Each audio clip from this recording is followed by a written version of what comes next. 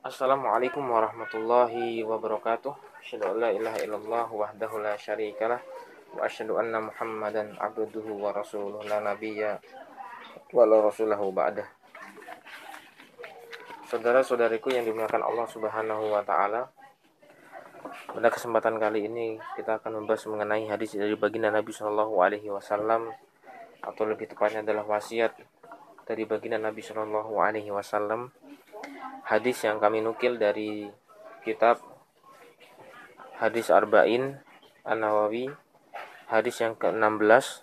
Rasulullah sallallahu alaihi wasallam bersabda, An Abi Hurairah radhiyallahu anhu anna rajulan qala li Nabi sallallahu alaihi wasallam, "Ausini," qala la taghdab, raddada miraran, qala la taghdab, rawahu Bukhari.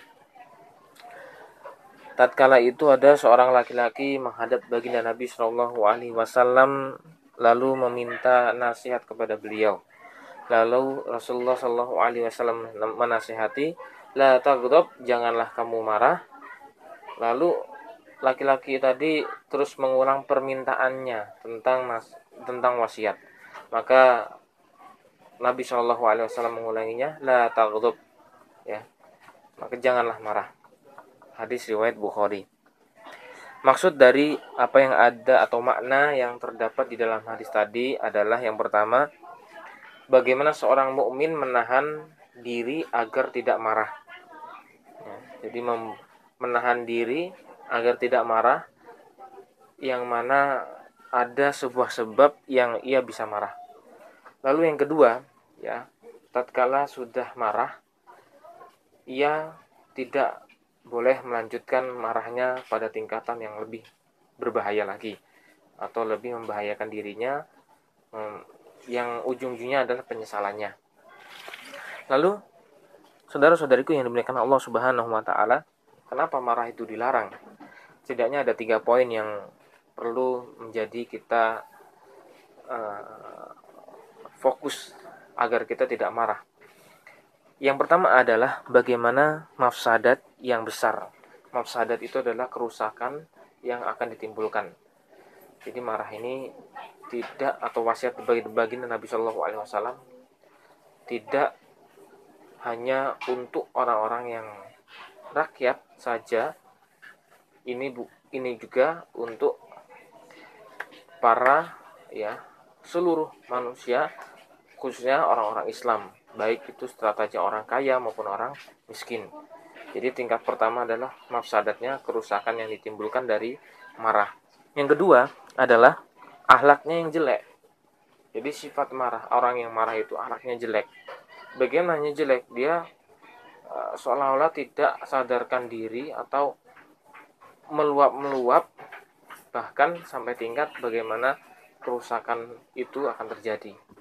Lalu yang ketiga adalah kenapa marah itu juga dilarang, karena yang ketiga ini adalah wasiat dari baginda Nabi Shallallahu Alaihi Wasallam, jangan marah. Karena wasiat dari baginda Nabi Shallallahu Alaihi Wasallam adalah wasiat yang luar biasa yang kita harus amalkan. Lalu saudara-saudariku ini dimuliakan Allah Subhanahu Wa Taala, bagaimana kita meredam agar kita tidak marah, ya, atau ketika kita marah? Yang pertama, kita melafadzkan atau mengucapkan ta'awud. A'udzubillahi minasyaitonirrajim. Jadi aku berlindung pada Allah Subhanahu wa taala dari godaan setan yang terkutuk. Saudaraku, saudariku yang dimuliakan Allah Subhanahu wa taala, teman-teman bisa lihat bahwa di dalam surat Al-A'raf ayat yang ke-200, Allah Subhanahu wa taala berfirman, A'udzubillahi minasyaitonirrajim. Bismillahirrahmanirrahim.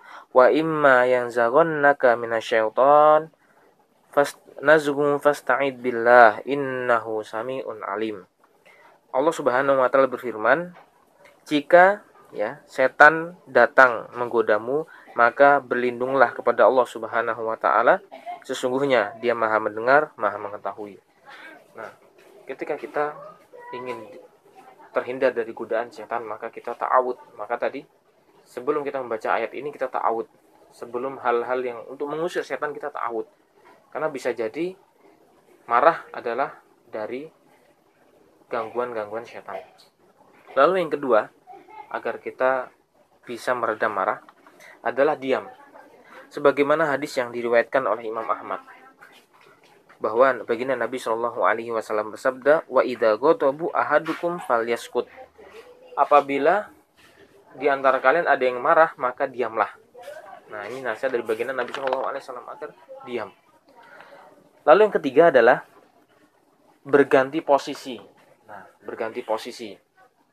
Kita akan bacakan hadisnya dari Abu Dzar radhiyallahu anhu, bahwa Nabi Shallallahu Alaihi Wasallam bersabda, idza ghadiba ahadukum wa huwa qa'imun fal yajlis fa in dhahaba anhul ghadab wa illa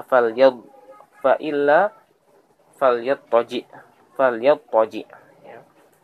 Yang artinya adalah idza ghadiba, ketika kamu marah, atau sebagian atau ada yang marah, wa huwa qa'imun, dalam keadaan berdiri, fal yajlis, maka ketika marahnya dalam keadaan berdiri, duduklah ya.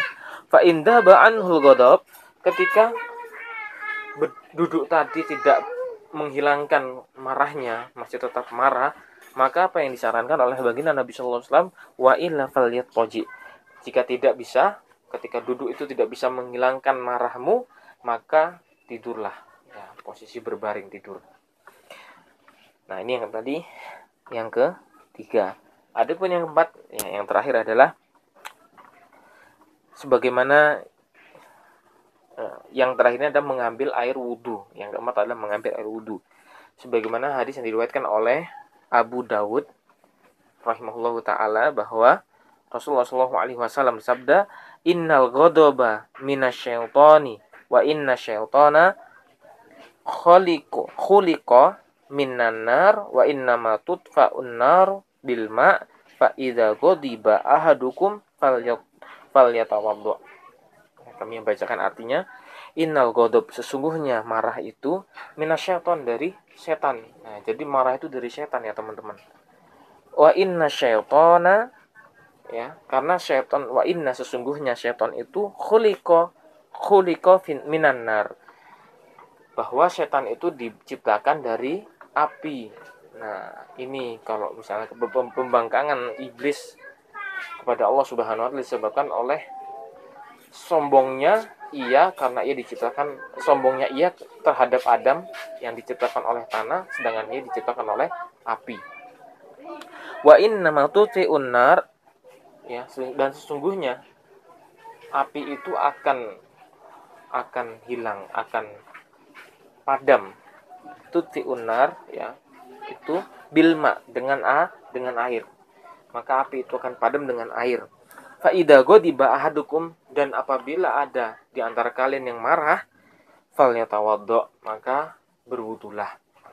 Nah, saudara-saudariku yang dimuliakan Allah Subhanahu wa taala, nasihat ini atau wasiat ini dari baginda Nabi Shallallahu Alaihi Wasallam tidak hanya diperuntukkan untuk orang-orang yang lemah saja, orang-orang yang miskin dia, mungkin ya, orang-orang yang strata rendah, namun ini seluruh kaum muslimin khususnya, dan umumnya orang-orang yang lain.